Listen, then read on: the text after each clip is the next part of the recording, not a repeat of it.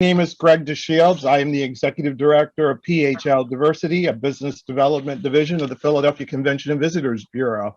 And it is my pleasure to invite you to another of our incredible webinar series that is produced by our Brainbox and Lead Generation Committee.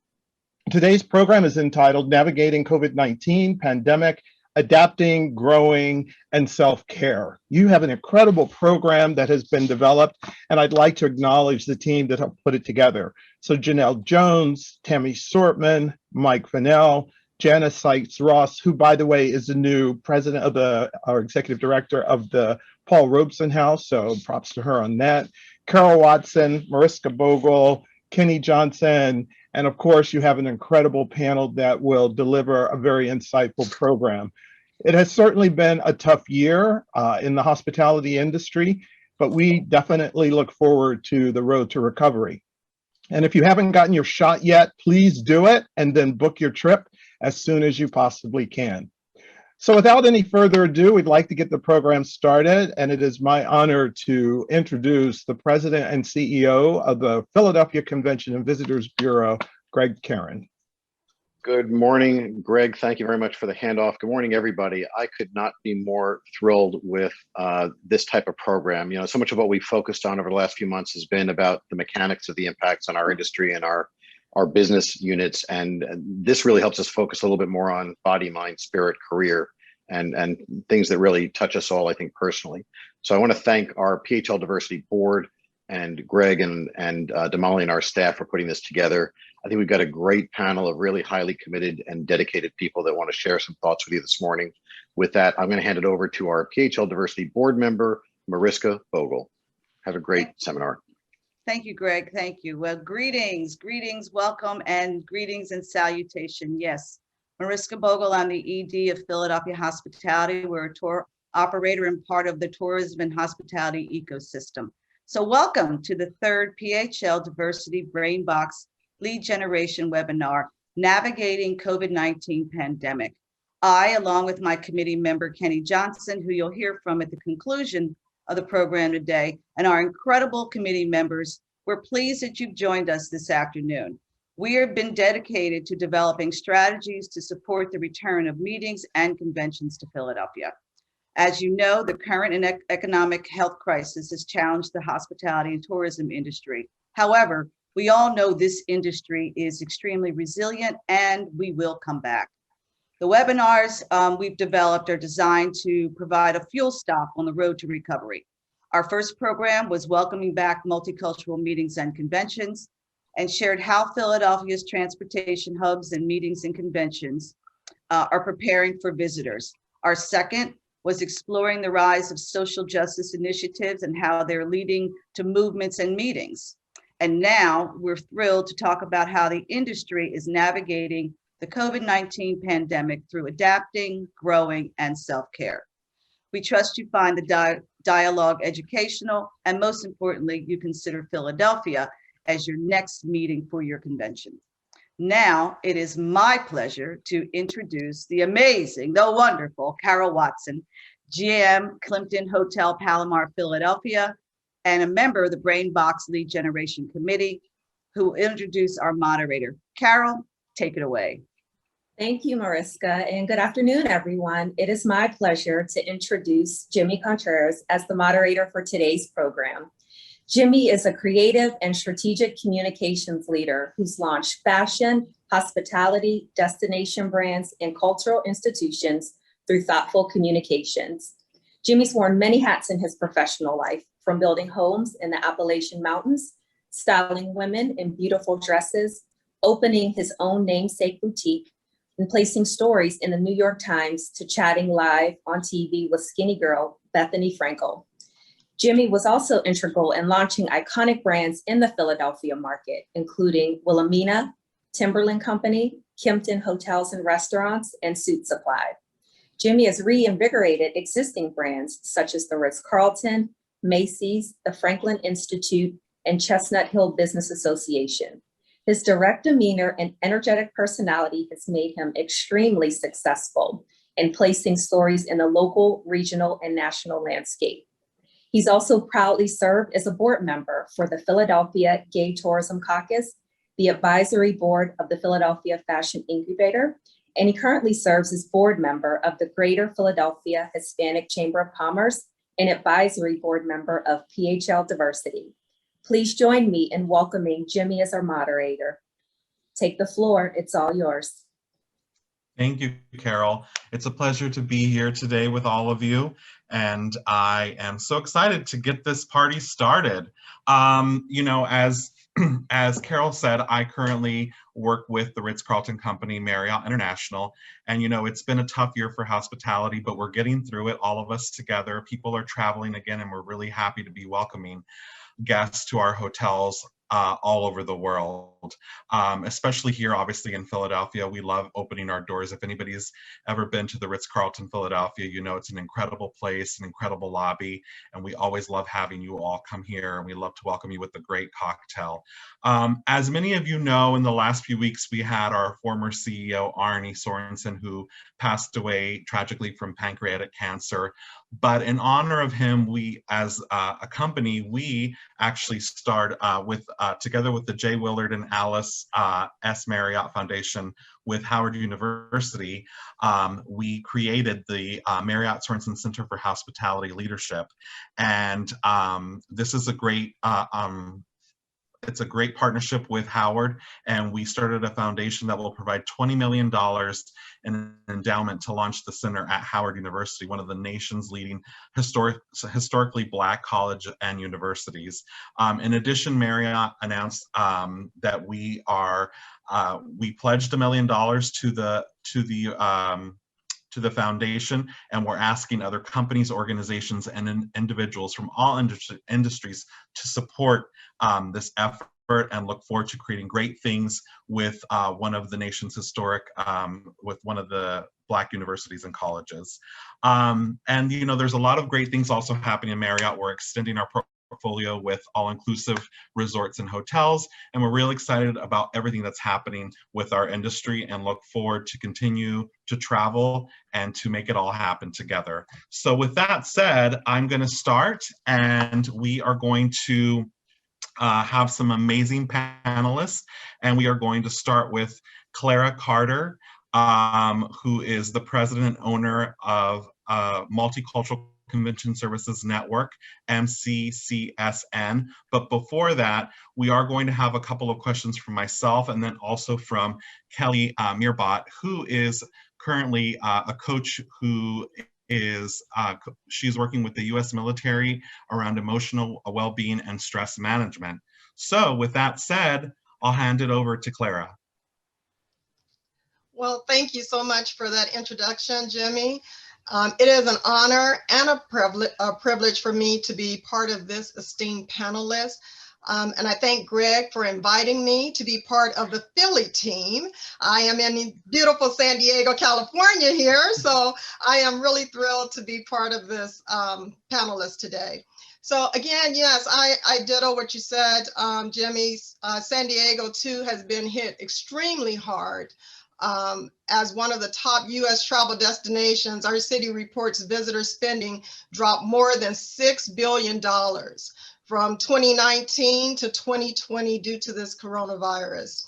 And though our city is expected to rebound in a big way, I'm excited that we have one of your own, Julie Coker, who is now our president and CEO of the San Diego Tourism Authority, and as the first woman who will be leading San Diego's tourism destination. And I will be there with her every step of the way to support her. So as an industry leader for travel and tourism, I'm a native San Diegan, by the way. So I am your girl in this city besides Julie. I'll help her along the way here. But again, I am a leader in travel and tourism. I'm a meeting planner, business owner, educator, and a big cheerleader for my city. I'm consistently seeking ways to stay engaged with other industry professionals by sharing information. And I think that's the best way that, what we can do at this point is continue to share. And I tell everyone that if you know something, share it. Okay. COVID has hurt so many of our businesses in our industry, including mine.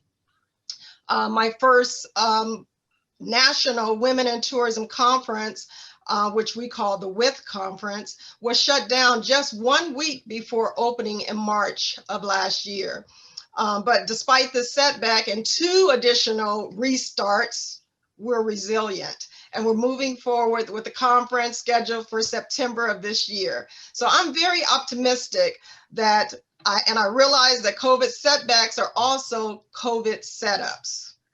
So at first, the social distancing stuff was so tough for me, as I'm sure it was for many of you, as I'm a very social person, if you couldn't tell that by now.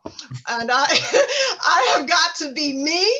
I've got to help people, and I've got to stay connected.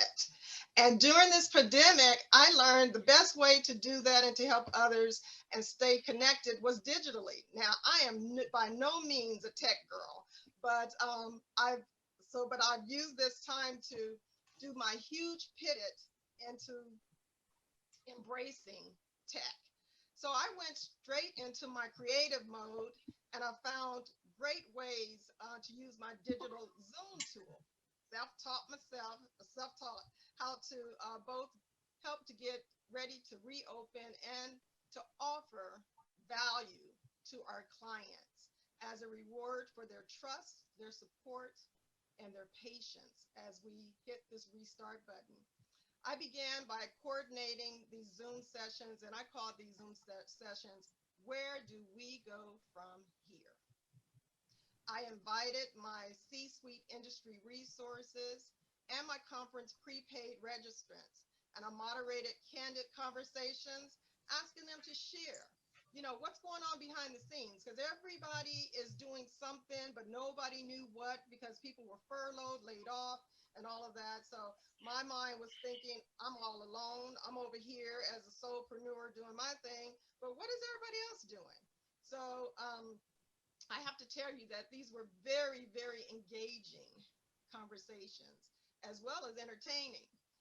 We all learned a little bit more about each other's professional lives as well as personal. And I must say that they loved it. And they can't wait to join us for the conference in September, which is what motivated me to start the second webinar series, Embracing the New Norm, which is scheduled for April. We're going to run that April through August. And it's going to be facilitated by some of our conference industry experts and our WITH Pass honorees. So I invite each and every one of you to come in and join us, because this, again, is the way that we're communicating now. And I can place that link in the chat box for each and every one of you. But again, it is my extreme pleasure to be part of this panel. This conference is one that you do not want to miss. We have some of the world-renowned keynotes. Julie Thank Cooper is you. opening up the conference. So we're excited. So thank you Thank so you, much, Clara. and I look forward to the rest of the session. Awesome. Thank you, Clara. We're gonna start with some questions, and I'll start with the first one, and then after I do one, we'll have Kelly, who will come in and jump in and ask a question as well. So my first question to you is, overall, what are the national meeting numbers versus 20 versus 19?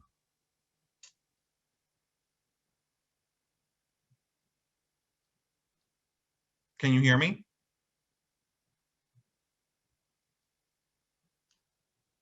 Yes. Who are you speaking to? To you. Oh, you're talking to, I'm like, are you talking to me still? Oh, so what are some of the national meeting numbers you're asking? Correct. Versus Well, 20 and versus 19. Oh my, that's a question that I really can't speak to that right now, Greg, in terms of what our meeting numbers are for 20. Last Okay. year it was booming last year. Of course, it was booming, and we were, again, we were totally booked, and of course the destination of choice for everyone. But in terms of 19, I don't know the comparison for that one. Okay. What's the forecast nationally for 2021? Well, I believe that the national forecast for 2021 will be, again, in the fourth quarter. I believe it's going to be smaller. I believe that there's going to be more regional meetings as hotels rebound for a very slow recovery. And Okay. even with the uncertainty, I think we must continue to stay connected via technology. I know that's not going away. And although the outlook is subject to change rapidly, I believe that, again, we are looking for a great rebound. Can I ask you, why did you move forward with an in-person meeting? Okay, yes, you can. I moved forward with the in-person meeting because, as we know, Zoom is Zoom, but we're pretty sick and tired of this Zooming, okay? I know that I am. But face-to-face meetings, we have got to get our industry back on track, Greg. And the bottom line is that we are an industry of face-to-face. We're industry of hugging and cheering and, having our libations. And I just think that it's time now for us to do that. And that's one of the main reasons why I did not opt to do a virtual meeting. And that's why I had the 2 restarts to say, I'm just going to wait this out. And it's going to be a hybrid component, but we're going to have a face-to-face meeting in September. Did you lose money from your 2020 meeting? Whew. Well, I didn't really lose. I can't say that I lost money because I was really fortunate that, again, our industry is such a great industry. Many of my sponsors, I lost no sponsors. I only lost maybe 3 or 4 attendees because, again, people registered in 2019 and Wow. and only lost about 4, and everyone else is still on board. My speakers are all intact, and lost 1 speaker, but Julie replaced that speaker, so we didn't really lose. So we're moving forward. So yes. How did canceling the conference, or I'm sorry, how did the canceling the conference affect you mentally? Oh my goodness, Greg. At the beginning, I mean, when I say I was 1 week out from this conference, mentally, I was like, I was totally shut down. And I think it was like 3 days before we officially received the notice from the governor. I had just sent out a message telling everybody, oh, we're moving forward. And you probably got that message from me. Remember that message? And then all of a sudden, the phones start ringing and everybody's like, are you sure you're moving forward with this conference, Claire? And I was like, yes, we're moving forward. Well, have you heard the news? And just at that time, I'm turning on the news and I'm hearing everything is shut down, no meetings, and I actually I must say, I stayed down for maybe a week trying to pull myself together because in my office, I had everything here ready to go, my awards, my everything. And I was looking at this. I physically had to move out of my office into my kitchen table because I did not want to see this space, right? Because it was so depressing. And well, Clara, I moved out there. Yes. So speaking about wellness, let's send it over to Kelly because I know that she has probably some great questions for you and can talk about about wellness. Yeah, so much of what you and Jimmy both said was really resonant to me. And I think the communication is a key point to a question I'm about to ask you, but I really would love to hear your thoughts on it. And basically the question is, how can businesses help employees and consumers adapt to the growing use of digital media in their business models due to the pandemic? I mean, like you said, all of us are Zoom fatigued and Scream fatigued, but how can we use it as an innovation to make the business keep going? Well, I think the best way to do that is similar to what I did, is, you know, reach out to your constituents, your support, your, you know, and stay connected and just start talking and sharing of the information. And I think that is the best thing to do. And for me, I had to do a lot of, you know, self-care in this pandemic, you know, and some of that, you know, for me was just taking my walks and working in my garden and relaxing more, you know, and connecting to family and friends. So, which is something I don't often do because I am that workaholic girl. So, but I must admit, I really enjoyed that. So I do believe that everyone should, you know, reach out, stay connected, use your resources, and also get into your community and help where help is needed. Thank you, Clara. That's amazing. Thank you so much for your insight and your words. We really appreciate it. We're going to move on now to Bob Cosgrove, the general manager of Sonesta Philadelphia Rittenhouse Square Hotel. Welcome. Well, thank you, Jimmy. I appreciate the introduction, and I also like to thank the PHL Diversity Board for this great invitation and being on the panel with such great people.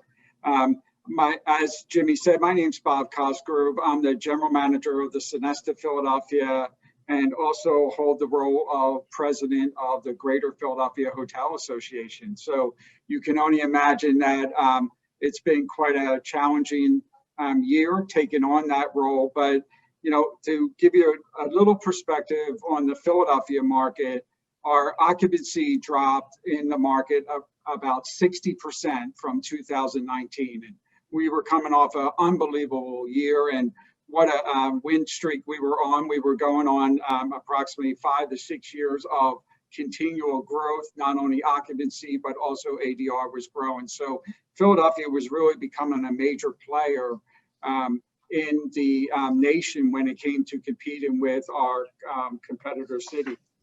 Unfortunately, around 31,000 jobs were lost when the hit of the pandemic came. And it's sad to say today that still around 50%, a little bit more than 50% of those employees are still out of work. And it's hit us very badly, and we're doing everything we can to not only open the city back up, but also open our hotels back up. A good majority of the hotels did close down at some point during the year last year. For Sonesta, our Sonesta Philadelphia Hotel, we closed down for approximately 6 months. Actually, we're coming upon that anniversary. April 3rd is when we officially shut down and did not open until September. Out of the portfolio that we had for Sonesta, our full service hotels, except for 2 out of 16, they all shut down for an extended period of time. So it really impacted our hotel from an operating perspective. However, the one thing I do want to say is, you know, though there was a lot of doom and gloom last year for our company, we were able to capitalize on something quite major. And you may not be very familiar with the Sonesta brand, but pretty soon you will be, because during the pandemic, we have grown our brand by 347%. We are now over, it's amazing. It is, Jimmy. So, you know, you think about, you know, keep cash in the bank. You never know what is going to happen in the future. Our ownership group, SVC, out of Boston, Massachusetts, and which is where our management company is, decided to enact some parts of their contracts with IHG and Marriott, respectively speaking. But, you know, it's all business deals, and we were able to capitalize and grow our portfolio from approximately 64 hotels to over 300 hotels. So Sonesta is pretty strong in a lot of markets. In addition to that, last week, Sonesta, the management company, acquired RLH Corporation. That's 950 25 properties that represent about 6 brands, include Red Lion Inns, America's Best State brands, several independent brands that we were able to grow by. So it's been awesome. It's been amazing, right? Great. So you never think that during a pandemic, but we've been able to do that. So, you know, as far as the Good. city. Well, Bob, can I start with the questions for you? Okay. Awesome. So how is your organization, your hotel specifically, protecting itself to limit risk from avoiding any further suspensions of services moving forward? Yeah, so we have a program at Sonesta. It's called Stay Safe with Sonesta. And a lot of it is around not only the safety of our guests, but also the safety of our employees. And, you know, it's fair to say that most major hotel brands such as Marriott and IHG and Hilton has their Clean Stay and Accor has their All Stay Well. We've done an unbelievable job as an industry, proving to our local Department of Health and to our ownership that we can really operate hotels safely, do it in a manner that aligns to the CDC guidelines to make sure that our guests, when they do stay with us, feel safe.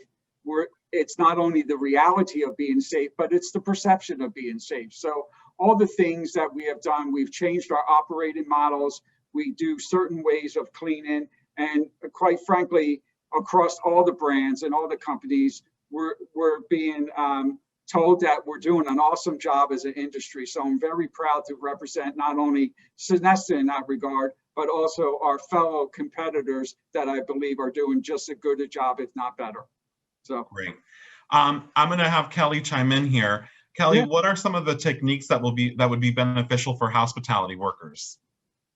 So I've been the recipient of great hospitality all over the world, including your brand. I mean, I will tell you that your late CEO, his address to all of your employees on March 20th, 2020 was one thing that helped carry me through. So the first thing I would say is, dovetailing off of what Clara said, take care of yourself. You are your instrument. So those hospitality techniques that you use to welcome and bring this warm atmosphere to the guests, bring to yourself.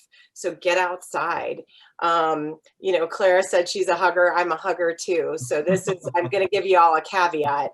Make sure you're in a trusting, consenting relationship and neither person has COVID. Do a 20-second hug, you know, and it's not about the 20 seconds. It's about connecting, releasing your center of gravity, being vulnerable. And it's just as effective as a 3-mile jog, just a little less sweaty. A good laugh, a good cry, and not the kind of laugh where you're lubricating conversation where somebody tells a bad dad joke and you're like, haha, good one. No, it's a really, really good laugh. Creative endeavor. So Clara was talking about being in her garden. I'm a gardener too. Not a great one, but I'm a good one. And I love to get dirty in the dirt and grow things. Find what connects with you. Find that connection point. A creative endeavor. You know, I made the mistake of watching this Mr. Christmas documentary on Netflix, and all of a sudden, Christmas morning, everything was covered in glitter and all of that because it was creative for me. So Right. all of those wonderful things that are inherent to all of these incredible humans on this call that make up the hospitality industry, use that on yourself. Turn that on yourself. You've got them. But just understand that you are your commodity. So if you're not taking care of your instrument, you're not engaging yourself, mind, body, emotion, spirit, physically, then take a look at why not and start pouring into yourself. Thank you, Kelly. That's great. So Bob, I have one last question for you. Moving forward, what will be the most challenging obstacle to overcome and maintain normalcy?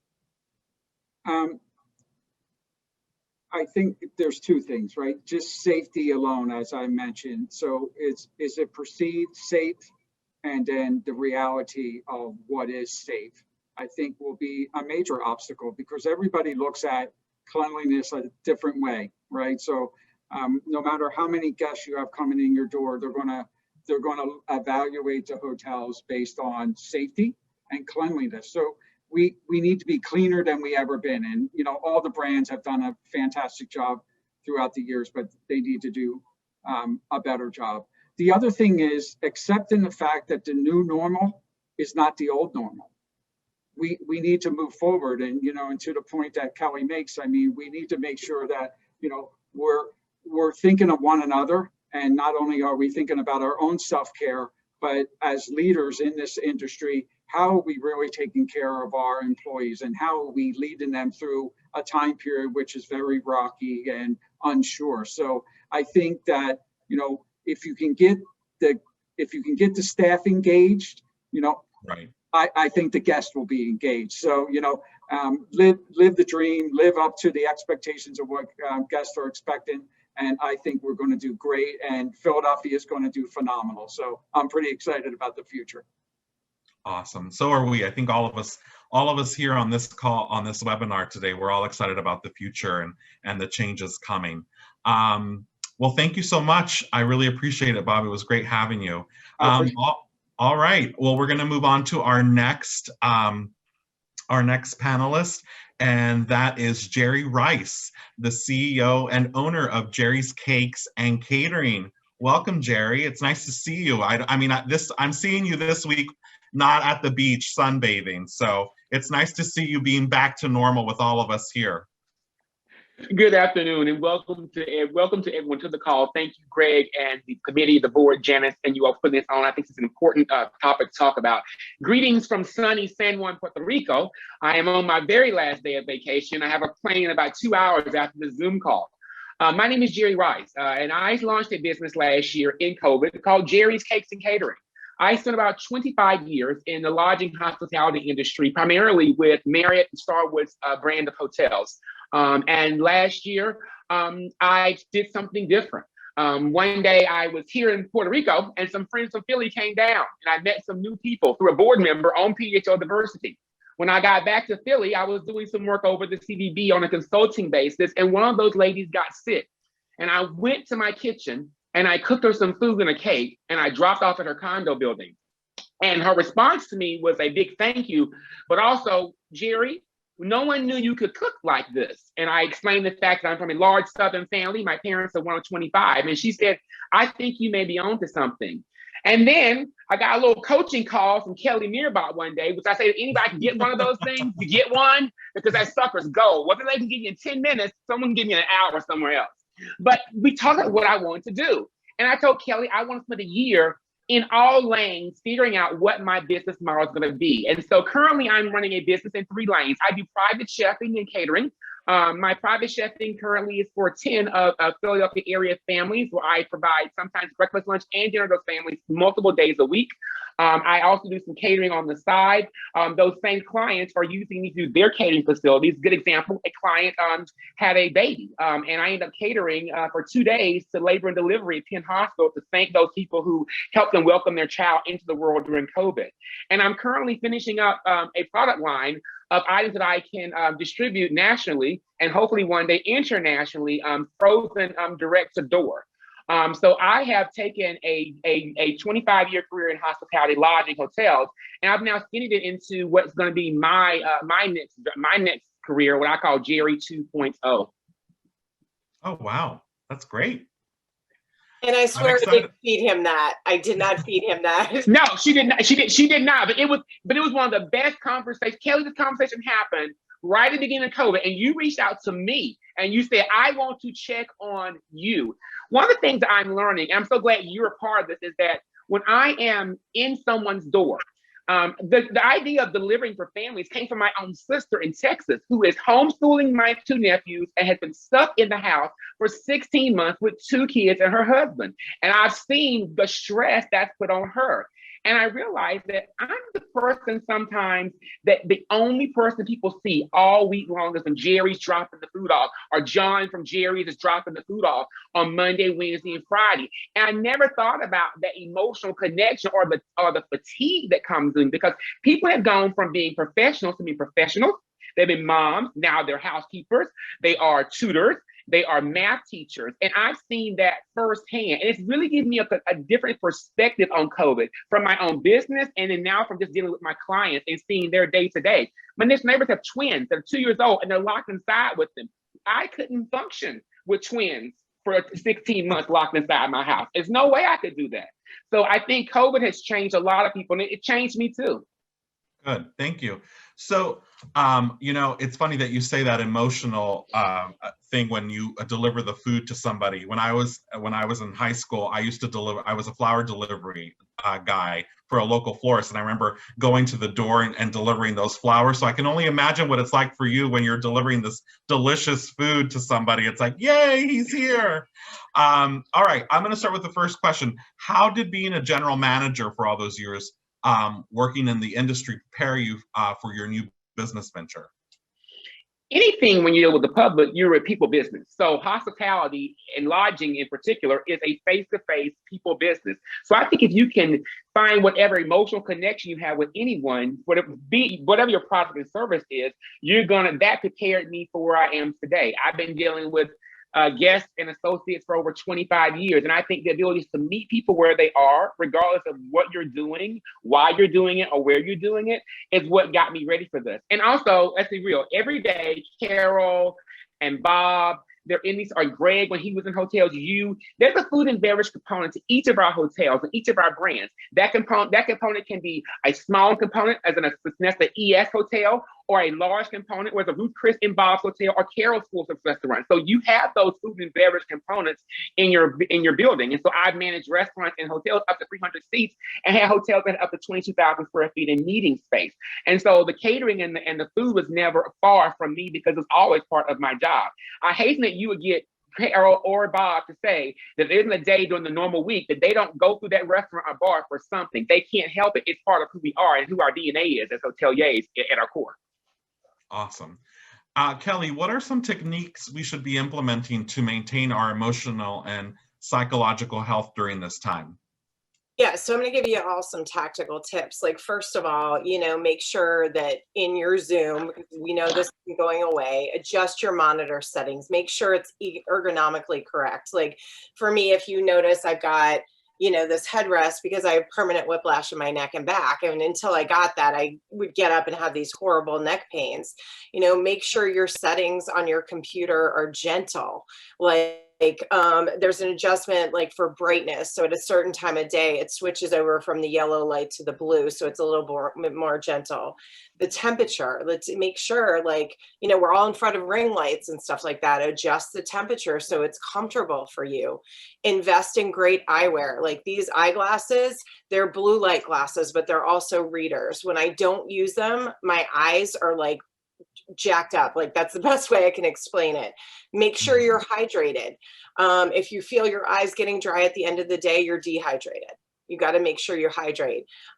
Treat yourself like a high performance athlete. How are you sleeping? How are you eating? What's, irregulating your autonomic nervous system? So for me, I have bad anxiety, so I cut sugar, carbs, and alcohol, just because I'm working with 150 members of the military. I don't have the time to take a break to support these people. So I need to make sure that I'm in tip-top condition, and the same for you. Make sure that you make that emotional connection and you have that connection point. Find out what they love. Like now, Clara and I have gardening in common. I can't wait to email her and say, okay, my hydrangeas are not turning blue. What's going on? That's a connection point. That's something where we know each other personally. Jimmy, I felt connected to you when you were talking about Arnie Sorensen. He meant a lot to me. That last address that I saw on YouTube, which for anybody who hasn't seen it, look at it. He's very transparent about what's going on with COVID-19, what is making what they're doing in terms of how they're addressing it. As leaders, be as transparent as possible up until the point of liability. If you work in healthcare, obviously HIPAA plays a part, but listen, the one thing we have in common is we're all in this realm of uncertainty. So fibbing about it, your people are going to pick up on it, and it's just going to tear at the bonds that you've already created. So say, here's what we know, here's what we don't know, here's what's an issue, here's how we're addressing it, and make sure you communicate. Jimmy, I love hearing about your thoughtful communication. Be thoughtful and intentional and over communicate. don't Right. think it's common sense, because it's not. I mean, I'm doing a webinar on Zoom 101, teaching people how to mute themselves on Zoom. So you think it's common sense, it's not. Keep repeating that. Thank you. All right, we're gonna go back to Jerry. And I want to tell everybody that if you have questions for the Q&A, please submit them, put them in. We want to hear those questions. So Jerry, one of the things I want to ask you is, what was your experience with public response to supporting your small business? It was actually pretty good because I live in the Northern Liberties area of the city. And I also connected with some folks through one of your boards, my former board, the Hispanic Chamber of Commerce. So I joined the Hispanic Chamber as a member, and Kieran and Jennifer immediately put me in touch with the Enterprise Center. I said, what's this? Great. I emailed Greg about it. Greg said it's a great opportunity, it's a great place. So I started doing more. So my next foray is going to be to move into the Enterprise Center, my business. I then started working with the Small Business Development Center at Temple University. So for me, it was also utilizing my resources out there. And most of my business, honestly, has come from social media. I mean, this is horrible, but a year in, I don't have Instagram for my business for another 2 weeks. I've gotten a year's worth of business on social media groups on Facebook in my community. Most of my clients are within a 5-minute drive of my house, with the exception of 3 or 4. And a little section in Willow Grove that I do every Sunday. And there are people who walk to my door or walk to my corner and pick up their meals. I drop them off at their door. So it's been more of our neighborhood has said, how do we keep people in Northern Liberties and Fishtown afloat, our local businesses? And my neighbors have helped me do that. Awesome. Listen, I have one last question. Give it to me in 30 seconds. With hopefully this pandemic ending, or there's near inside, hopefully it'll be in the rearview mirror. What's your growth plan for your business? My growth plan is we are now developing, I scrapped my one website. I have a full WordPress coming and design right now. And hopefully in the next 120 days, I'll start to ship my first of cakes, which will be my crab cakes, 4 ounces a piece across the country. And then behind that, my pound cakes. Awesome. So that's my growth potential. I'm going to start to grow, and my delivery service is going to become a subscription service for households in the Philadelphia area, where there'll be a rote menu, 30 days a month, and you can subscribe to how many days a month you like our food, and we'll drop off whatever menu items being cooked that day at the Enterprise Center on your doorstep. Amazing. Well, my growth plan is to start ordering some of those cakes. Well, you never know. If you're nice to me, Jimmy, certain people on this phone call on the Zoom call have gotten little care packages dropped on their doorstep because Jerry likes them. Oh, and they really are quite yummy. I know And you I make do come deliveries in to Cherry Hill, so I know you make deliveries to Jersey, so I'll be I'm in giving Jersey you 3 days a week. All right. So now we're gonna do our questions and answers. So I'm gonna start with some questions for all of you. And how much has your business realized the importance of employee self-care, mental, and are there any new programs that have been implemented or discovered since the pandemic? So I'll start. Who wants to take that first one? Or should I just pick on somebody? Jerry, go ahead.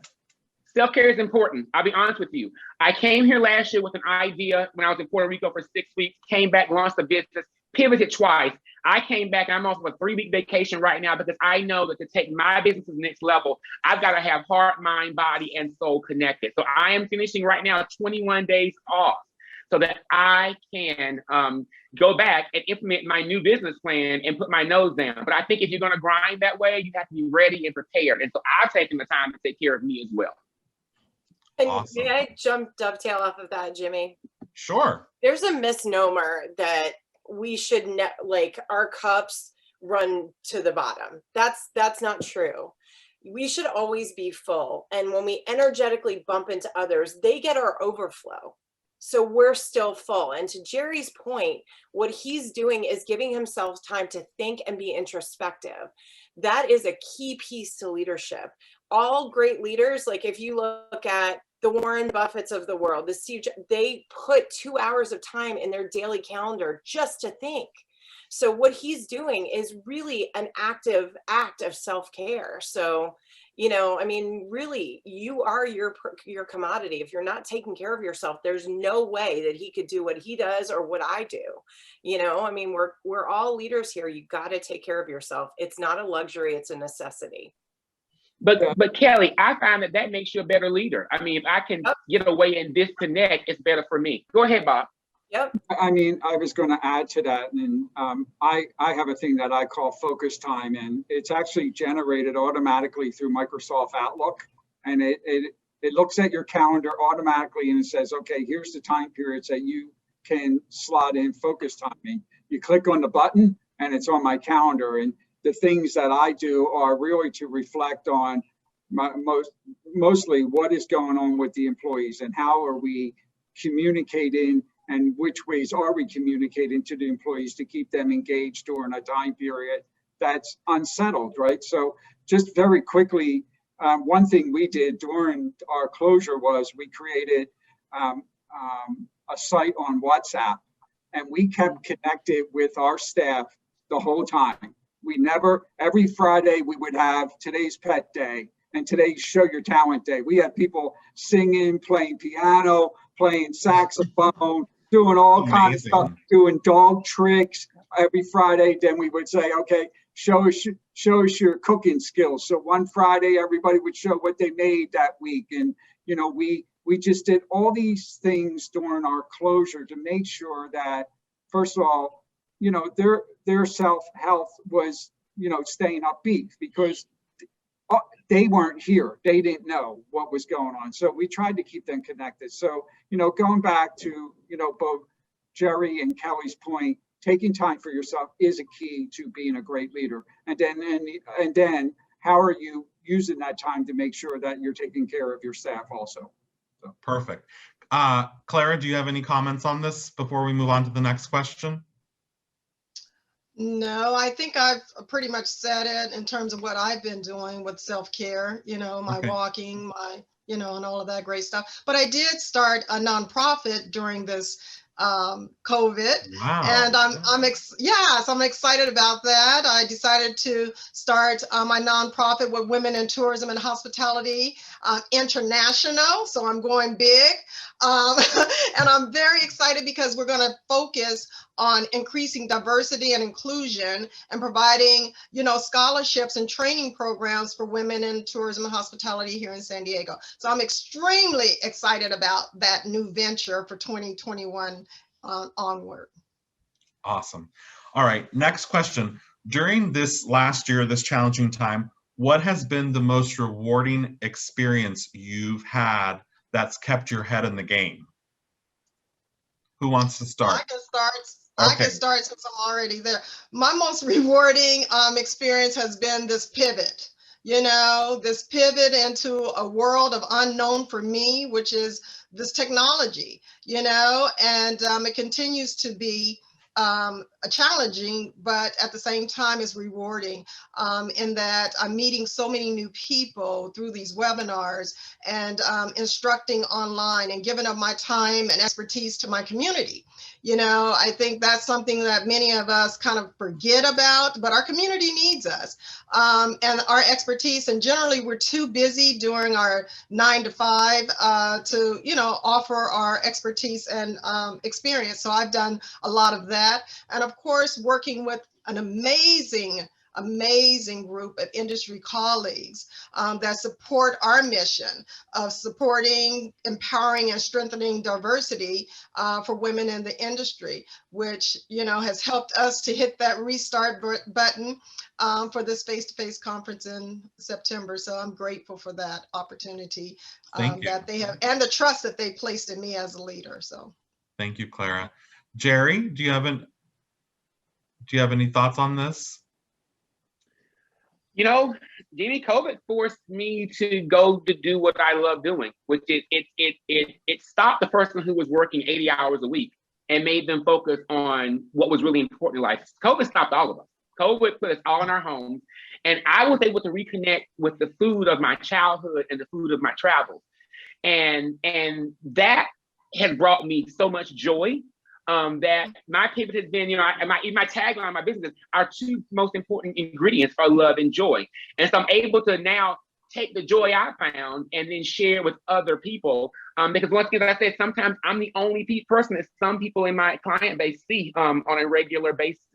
So I had to stop figure out who I wanted to be, what I wanted to be, deal with some really parts of myself probably didn't like while I was in the kitchen, but I did it. No, I had a lot of self-conversations with myself in that kitchen as I cooked, and some tears along the way as well, but that's cathartic and it was cleansing for me. And so I think I'm a different person than I was before COVID. I am probably a way more calmer person, which is odd for me because I run 5 miles a second, but it's been wonderful for me.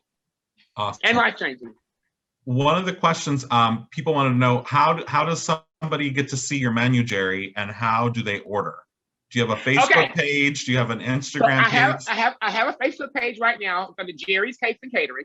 And believe it or not, I was telling you, one of the things I did, I came to Puerto Rico because I had to write a really big check to invest in myself last week. No lie, a check that made me cry, guys. I cried, but I felt like if I don't invest in me, no one else will. So they threw all the social media out and we're redoing it. So in about 3 weeks, jerryscakes.com will be up and open because I wrote the big check last week. So yeah, awesome. That's my first vehicle. Very good. Bob, any thoughts? Yeah, I mean, most rewarding and probably most challenging was really taking on the role of being the president of the Hotel Association. And Yes. I had several of my colleagues call me and tell me I was crazy for doing it. But, you know, I've been able to work with great people like Greg Karen at the Convention Bureau and Ed Gross, who's our executive director. And I'm out of my comfort zone, to be perfectly honest with you, with the role, but I'm learning so much. I'm getting to, you know, communicate with the city. I'm getting to learn or have a better relationship with some of my colleagues in the city, you know, like the Ben Shanks of the world at Four Seasons and Christy at the Park Hyatt and Angela Bauer at Sofitel. So it's been rewarding, but very challenging. And, you know, if we get out of this year and I still have all my hair, I'll be pretty happy. So, but thanks for asking. Appreciate it.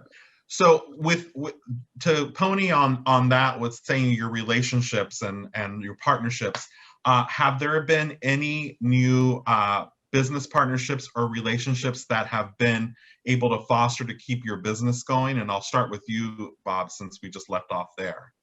Yeah, I mean, so as it relates to business, we've been able to really do a great job here at Sonesta in reaching out to property companies and business leaders who maybe we never had a chance to do business with in the past that are now giving us an opportunity, you know, so I think everybody is starting from square one. Nothing's like, okay, let's just do it the way we used to do it. And one of the things that we have going on here internally at the hotel is we're looking at everything totally different. Let's not say, well, we used to, because that's not how it's going to be any longer. I think all of us can agree to that. So, you know, establishing business relationships, I think, is the key really to not only the success of this hotel, but the key to all the hotels, our industry, and all the things that we're going to do to get our city up and going. So we've had some success in some of the people that we've reached out to. And I think everybody is open to trying something different or trying something new or trying it in a different way of doing business. So, you know, this virtual platform has been interesting. I've never done so many virtual tours of my hotel in all my life, and you ought to see it. We're like turning the iPad this way, turning the phone this way. So it's been challenging, but we're learning and we're doing a better job with it. So that good. Thank you. Clara, do you have any new relationships or partnerships that you formed during all of this that have helped you grow and that are taking your business and up the mountain? Well, I can say yes to that. I've actually managed to reach out to several industry colleagues that I've always wanted to connect with using this COVID time on LinkedIn. I absolutely love being in that space on LinkedIn. Another great opportunity, you know, that COVID has provided for us to just reconnect with each other. And everyone is on lockdown and on the internet. So it is the perfect time to do your marketing and things of that nature. But seriously, I've not only made some great connections, but I've invited and secured several industry professionals like Greg, our DEI superstar, to be part of our WITH National Conference. And these connections have turned into solid collaborations, and they're extending our market reach throughout the US. So I'm extremely, extremely excited about that. Collaborations and partnerships, I believe, is the new norm for us. Awesome. Jerry? All of my partnerships are new. But I am looking at some larger things, Jimmy, which is why I've had to sustain the business a bit and stabilize some things. I've been approached by a couple of larger industries to do some things. So yeah, there are some things on my back burner. But for me, I feel like you only get one time to come to market. So I'd rather come to market quite slowly. Your customers and your clients get one first impression. I want that first impression to be like it was in lodging for me, and that would be superb. Good. Another question for all three of you. What do you miss the most due to COVID?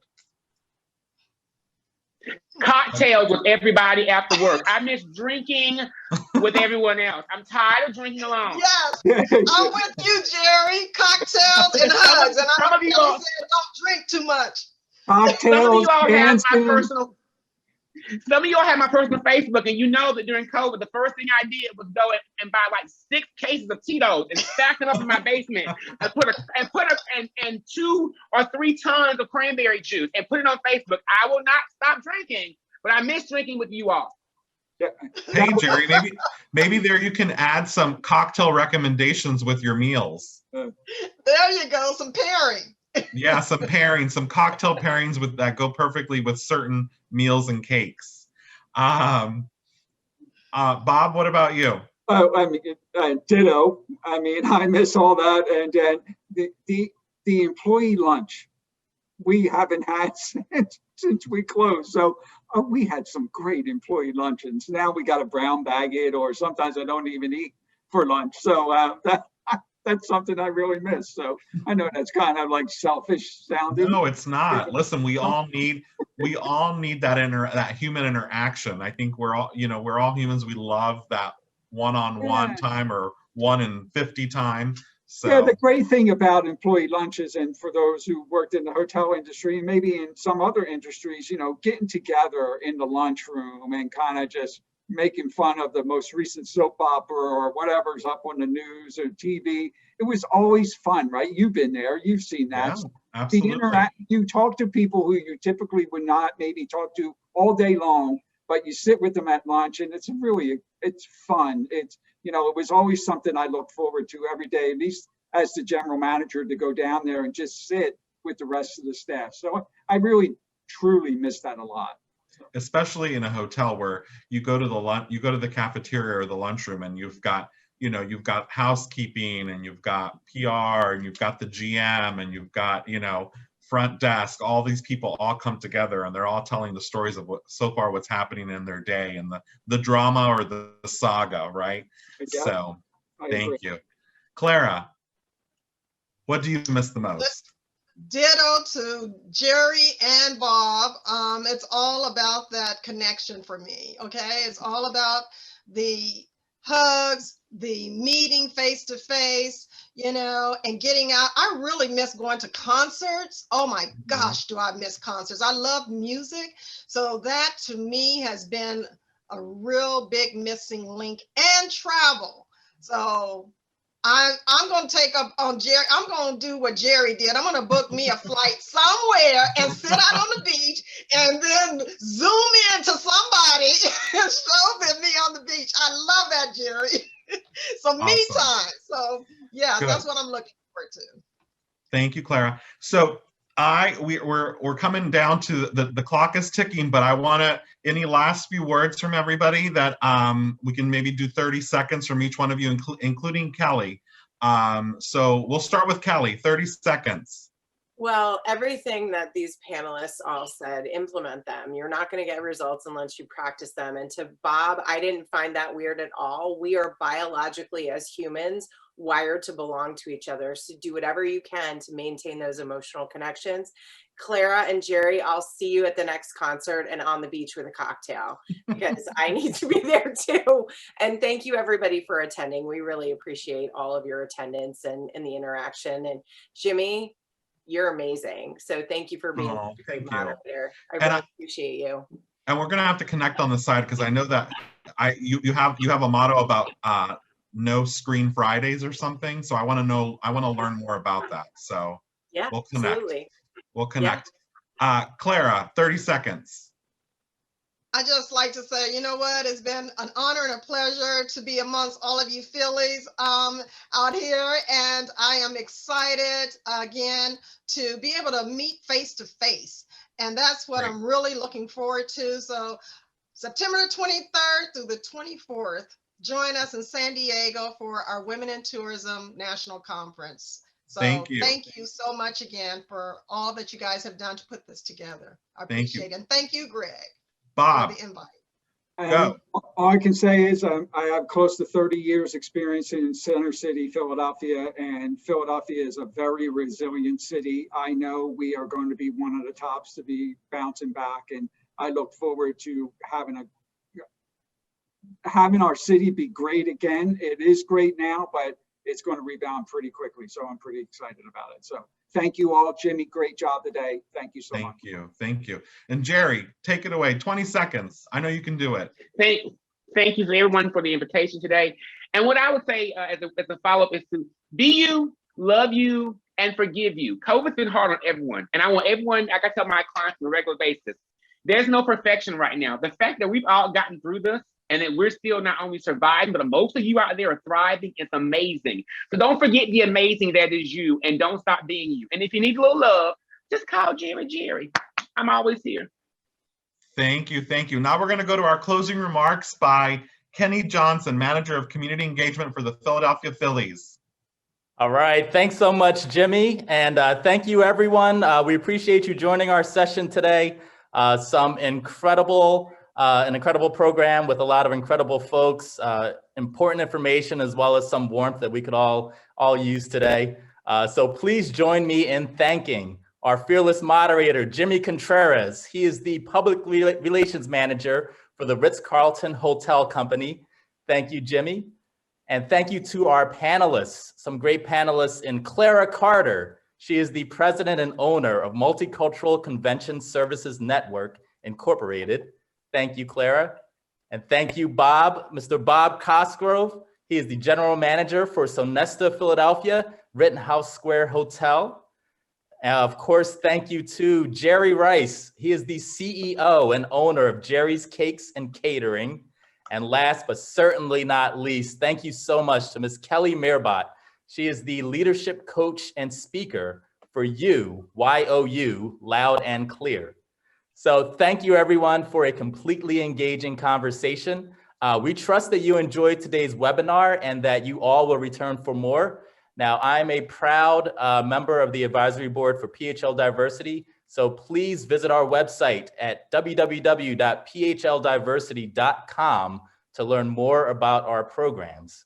So with that being said, thanks again, everyone, and have a great day. Bye.